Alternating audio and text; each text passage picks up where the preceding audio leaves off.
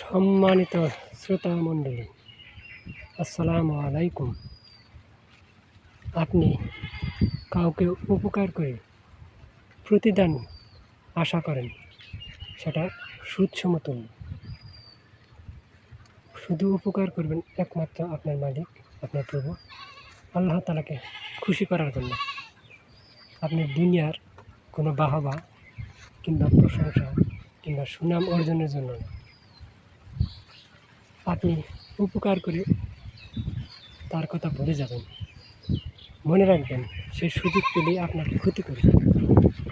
তার থেকে একটু দূরে দূরে থাকবেন, কারণ সে না চাইলেও শয়তানের প্ররোচনায় সে ক্ষতি করে বসবে। আপনি কাউকে দাওয়াত খাইয়েছেন এই আশাতে যে পরবর্তীতে সে আপনাকে দাওয়াত দেবে, আপনি তাহলে ভিক্ষুকের নামান্তর। আপনি উপকার কিংবা দাওয়াত খাওয়াবেন শুধু আপনার মালিক আল্লাহকে সন্তুষ্টি করার জন্য, যাতে আপনি ইহকালে আত্মিক শান্তি পান, পরকালে আপনি যেন নাজাত পান, যেন আপনি আল্লাহ তাআলার সান্নিধ্য পান।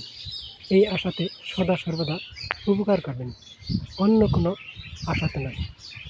আমার প্রতিবেদনে কোথাও কোনো ভাষাগত ভুল থাকলে ক্ষমা সুন্দর দৃষ্টিতে দেখবেন। এই বলি আমি আমার প্রতিবেদন এখানেই সমাপ্তি টানছি। আসসালামু আলাইকুম।